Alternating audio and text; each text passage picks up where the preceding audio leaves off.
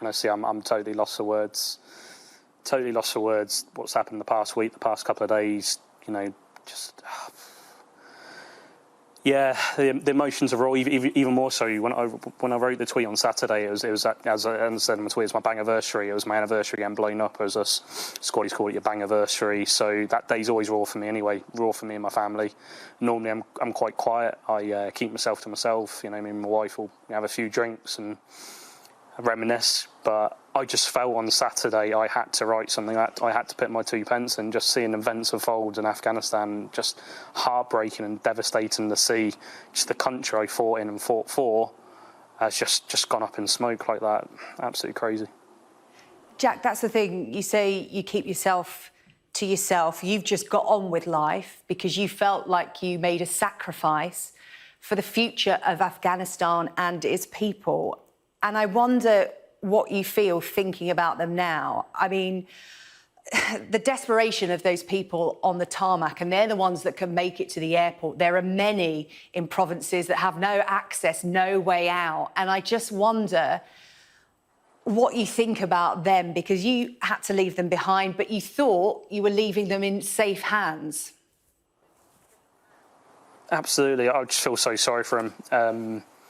I'm sending my best wishes to the 600 paras that have gone out, and I hope they all come home safe and sound, and they bring home as many as possible, including as many interpreters as they can get hold of. If anybody deserves the right to be free and live in peace and come to the UK, as the interpreters that helped Western forces, and I really hope they can get as many as possible.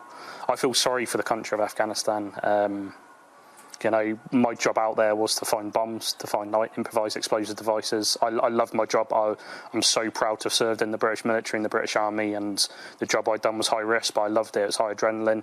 I had a bad day at the office, as I joke about, and, squaddy humour, squaddy banter. You got to laugh. You don't laugh, you cry. But just seeing, involved the past week, watching your news show and other news programmes, just the devastation, the loss, just how easy the Taliban have taken over the country. I'm just lost for words.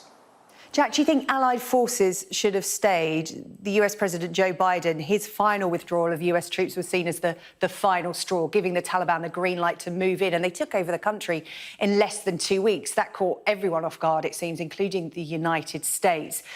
Do you think a presence should have remained? Because the excuse that President Biden used was, we don't want a forever war.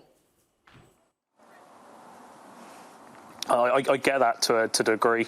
I truly do, and I'm not naive. I knew we couldn't stay there forever. Afghanistan and Afghans got the right to look after themselves and govern themselves and to look after themselves. Us being British soldiers, we trained up the Afghans, the Afghan National Army.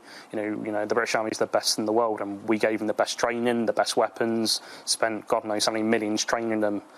And I get it, we couldn't have stayed there, but just to see the quick withdrawal and then it to go up in smoke in a week or whatever it was, it just doesn't feel right, and that can't be right. And I got no answer. The call was from way above my pay grade. It was the call was from the President of the United States of America and the PM. It was nothing to do with me. As I said in my tweet, I fought my war. My fight is done.